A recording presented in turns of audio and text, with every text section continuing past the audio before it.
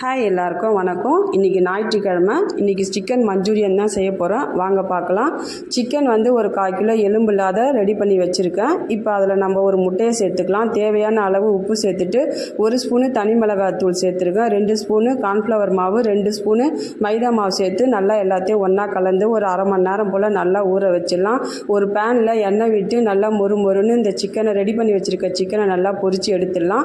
அதுக்கப்புறம் இன்னொரு பேன் வச்சு இஞ்சி பூண்டு வெங்காயம் தக்காளி கொஞ்சம் குடமிளகாய் எல்லாத்தையும் போட்டு நல்லா வதக்கிட்டு கொஞ்சம் தேவையான அளவு உப்பு சேர்த்துக்கலாம். 1 ஸ்பூன் தனி மிளகாய்த்தூள், கொஞ்சம் சோயா சாஸு, கொஞ்சம் டொமேட்டோ சாஸு, கொஞ்சம் சில்லி சாஸு எல்லாத்தையும் சேர்த்து நல்லா வதக்கிட்டு 1 ஸ்பூன் மிளகுத்தூளும் சேர்த்துருக்கேன். அதையும் நல்லா வதக்கிட்டு 2 ஸ்பூனு கார்ன்ஃப்ளவர் மாவு தண்ணி விட்டு கரைச்சி அதையும் நல்லா சேர்த்துக்கலாம்.